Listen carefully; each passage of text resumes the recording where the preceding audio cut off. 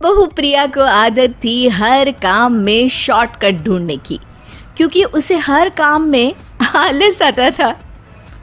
अरे यार, दूध गर्म कर दो ना। अरे पेट में जाके तो दूध ठंडा ही हो जाना है ना, तो ठंडा ही पी लो ना। अरे तुम मेरा सर गर्म मत करो यार। अच्छा है, सर गर्म हो जाए तो सर पे दूध रख लेना, वो भी गर्म हो जाएगा। एक बात बताओ, तुम इतनी आलसी क्यों हो?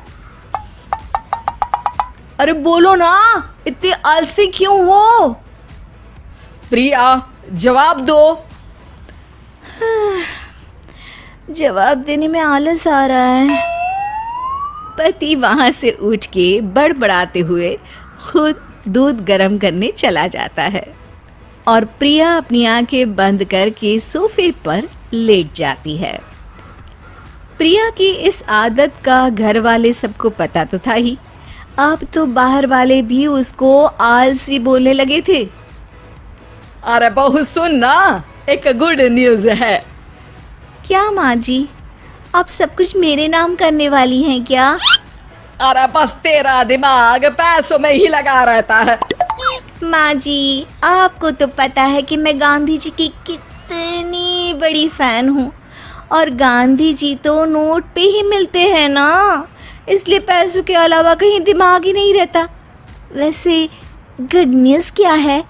अरे गुड न्यूज ये है कि मेरी कुछ सहेलियां आने वाली है। हैं? ये भी कोई गुड न्यूज़ है क्या? जब भी आपकी सहेलियां आती हैं, मेरे किसी न किसी काम में खोट निकाल की जाती हैं। हमेशा कोई कमी दिखी जाती है उनको मेरे काम में, और मुझे आलसी बोलते हैं वो लोग। अरे तो ऐसा समझ कि आज तेरे पास मौका है उनकी नजरों में अच्छा इम्प्रेशन जमाने का। कैसे कैसे? उनके लिए खाने की इतनी स्वादिष्ट चीजें बना कि वे उंगलियां चाटती रह जाए। माँ जी, ये तो आप मुझे नया काम पकड़ा रही हो। अरे मेरी सहेलियों से तारीफ पानी है कि नहीं? हाँ, पानी तो है। तो बस जाओ, बन जाओ बावर्ची, लगाओ तड़का, कल शाम को आएंगी वो। अगले दिन सास सुबह से घर के बाहर अपनी सहेलियों के पास चली जाती है, और शाम को सब प्रिया के हाथ का खाना खाने घर आते हैं। आज देखते हैं कि प्रिया बनाती क्या है।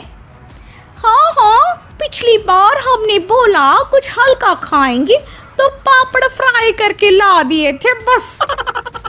हाँ, और उसके पहले जब आए थे और बोला था कि भारी खाना खाना है, तो तरबूज काट कर ले आई थी। बोल रही थी तरबूज भारी होता है ना। अरे बस भी करो, इतनी बुरी नहीं है मेरी बहू।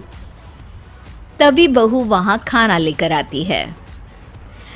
पनीर कोफ्ता, भिंडी मसाला, शाही मसाला, दाल, डबल तड़का, लच्छा पराठा, मिस्सी रोटी। अरे बस बस बहू, इतना सारा खाना।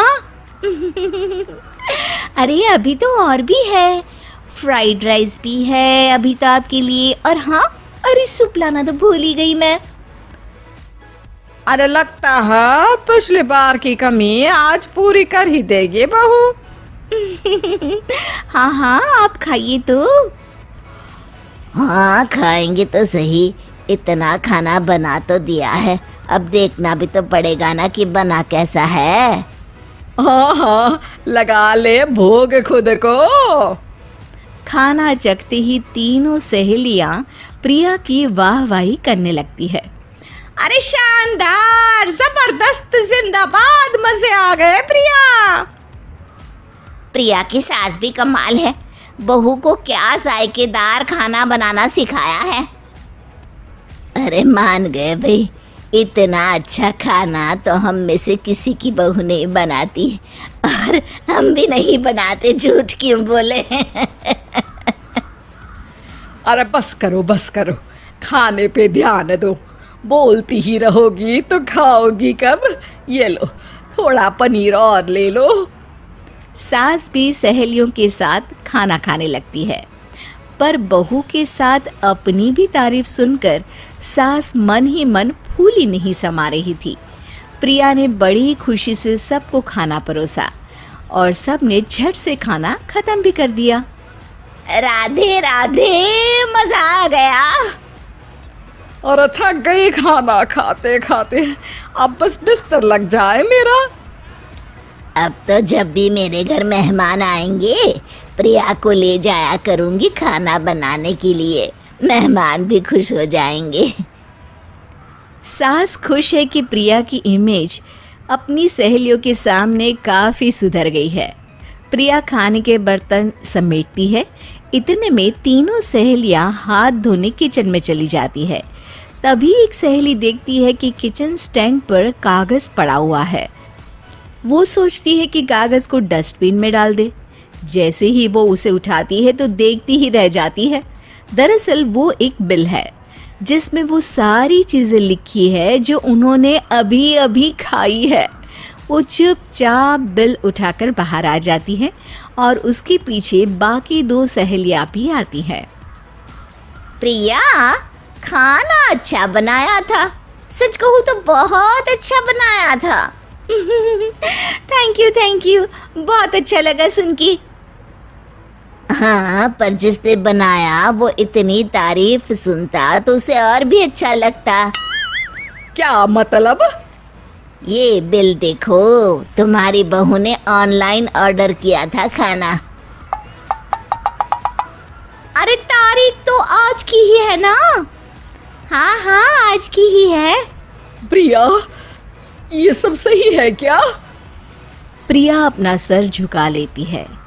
सास सब समझ जाती है कि बहू की चोरी पकड़ी गई है। इतना भी आलस अच्छा नहीं प्रिया। अरे बता ही देती कि बाहर का खाना है, मैं बाहर का खाना खाती नहीं हूँ। तीनों सहेलियां वहां से जा रही होती है कि तभी उनमें से एक मुड़कर कहती है, अब ये तो बताओ कि खाने की रेटिंग बहू को दे या डिलीवर करने वाले को। प्रिया समझ जाती है कि शॉर्टकट लेने की वजह से उसके साथ सास को भी ये बेइज्जती झेलनी पड़ी और वो कसम खाती है कि अब से शॉर्टकट से नहीं, मेहनत से काम करेगी।